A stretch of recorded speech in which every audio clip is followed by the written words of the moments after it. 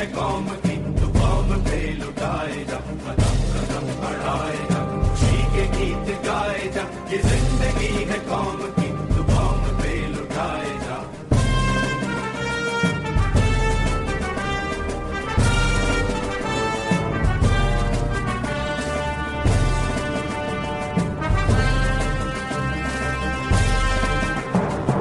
शेर हिंद आगे बढ़, मरने से फिर भी तू न डर, उड़ा के दुश्मनों का सर, तुझे वतन बढ़ाए जा। तू शेर हिंद आगे बढ़, मरने से फिर भी तू न डर, उड़ा के दुश्मनों का सर, तुझे वतन बढ़ाए जा, कदम कदम बढ़ाए जा, खुशी के गीत गाए जा, ये जिंदगी है कौम की तो कौम पे लुटाए जा।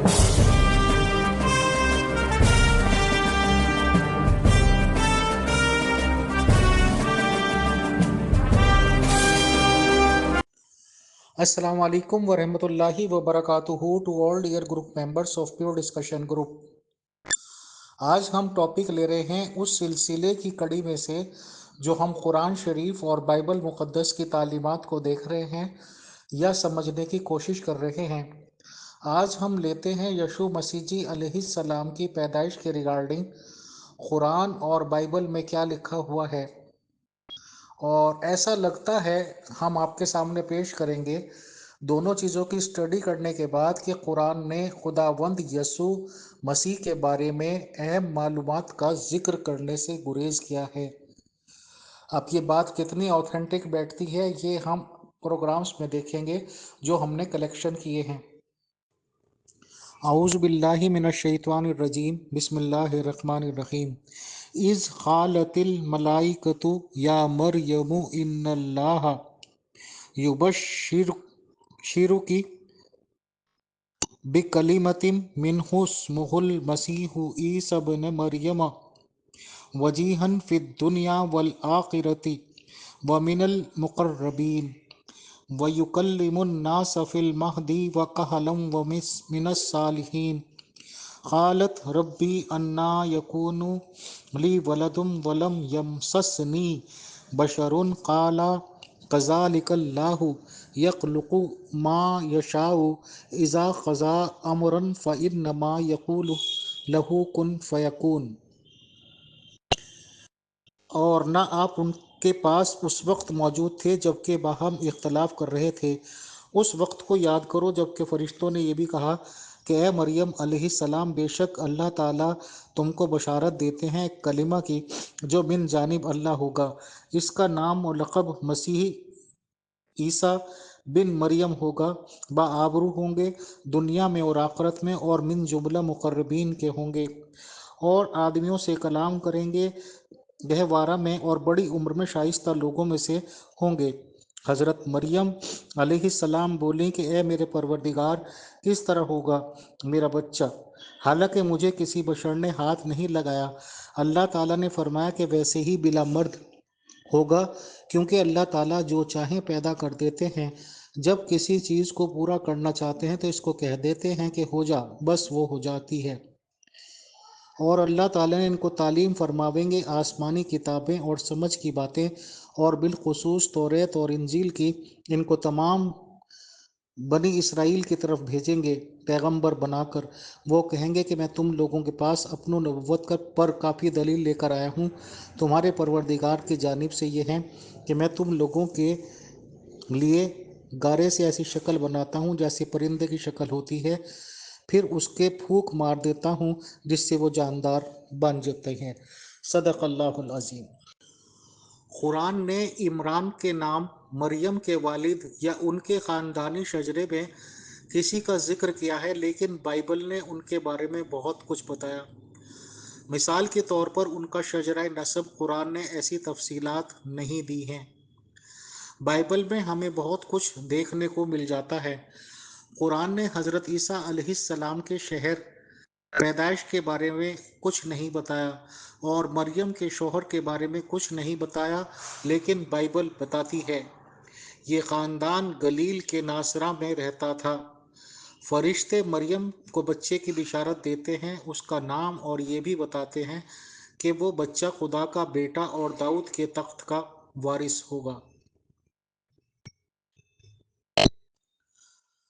قرآن شریف کی سورہ مریم آیت میں ہے کہ پس مریم نے اسے یعنی کہ عیسیٰ مسیح کو حمل میں لیا اور وہ اس کے ساتھ ایک دور جگہ چلی گئیں۔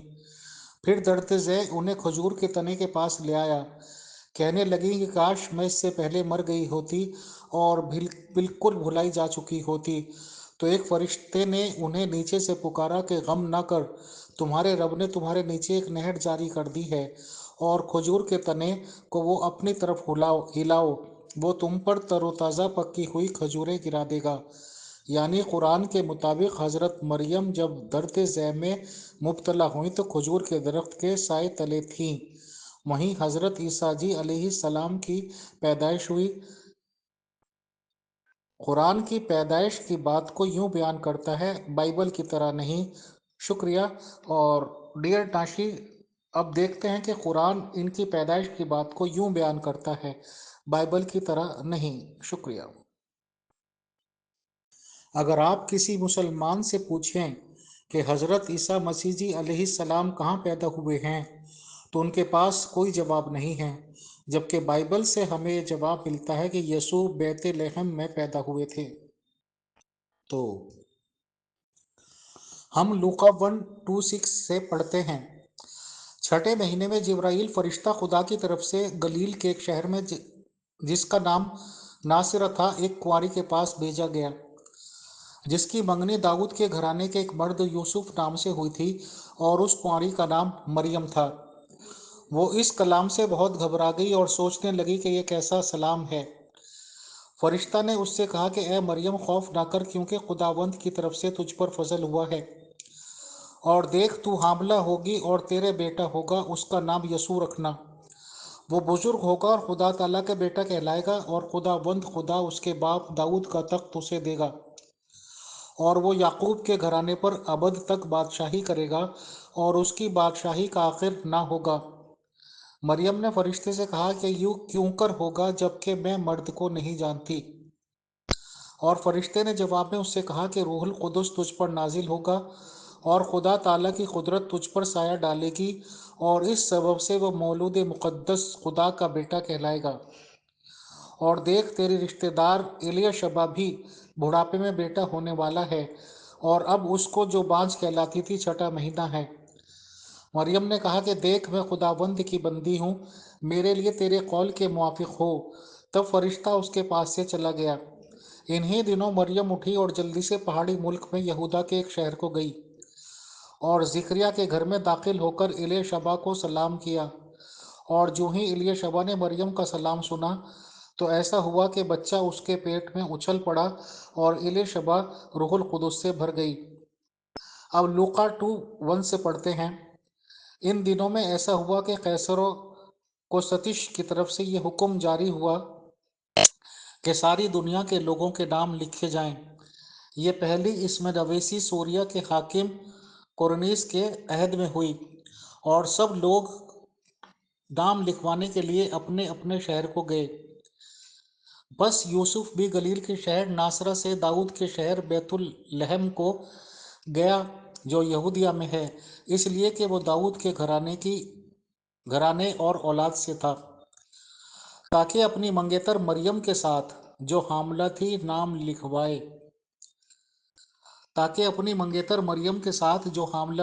لکھوائے۔ جب وہ وہاں تھے تو ایسا ہوا کہ اس کے وضع حمل کو وقت آ پہنچا، اور اس کا پہلوٹا بیٹا پیدا ہوا، اور اس نے اس کو کپڑے میں لپیٹ کر چرنی میں رکھا، کیونکہ ان کے واسطے سرائی میں جگہ نہ تھی۔ اسی علاقے میں چرواہے تھے جو رات کو میدان میں رہ کر اپنے گلے کی نگہبانی کرتے تھے، اور خداوند کا فرشتہ ان کے پاس آ کھڑا ہوا، اور خداوند کا جلال ان کے چوگرد چمکا، اور وہ نہایت ڈر گئے۔ مگر فرشتے نے ان سے کہا کہ ڈرو مت، کیونکہ دیکھو میں تمہیں بڑی خوشی کی بشارت دیتا ہوں جو ساری امت کے واسطے ہوگی، کہ آج داؤد کے شہر میں تمہارے لیے ایک بنجی پیدا ہوا ہے، یعنی مسیح خداوند۔ اور اس کا تمہارے لیے نشان ہے کہ تم ایک بچے کو کپڑے میں لپٹا اور چرنی میں پڑا ہوا پاؤ گے۔ اور یکا یک اس فرشتے کے ساتھ آسمانی لشکر کی ایک गिरोह खुदा की हम्द करती हुई और ये कहती जाहिर हुई कि आलम बाला पर खुदा की तमजीद हो और ज़मीन पर इन आदमियों में जिनसे वो राज़ी है सुलह। जब फरिश्ते उनके पास से आसमान पर चले गए तो ऐसा हुआ कि चरवाहों ने आपस में कहा कि आओ बेतलहम को चलें और ये बात जो हुई है और जिसकी खुदाबंद ने हमको खबर दी है देखें। बस उन्होंने जल्दी से जाकर मरियम और यूसुफ को देखा और उस बच्चे को चरनी में पड़ा पाया और उन्हें देखकर वो बात जो इस लड़के के हक में उनसे कही गई थी मशहूर की।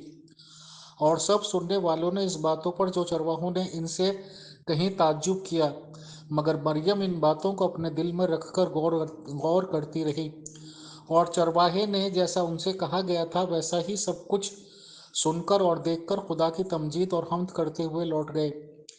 जब 8 दिन पूरे हुए और उसके खतना का वक्त आया तो उसका नाम यसू रखा गया, और जो फरिश्ते ने उसके रहम में पड़ने से पहले रखा था।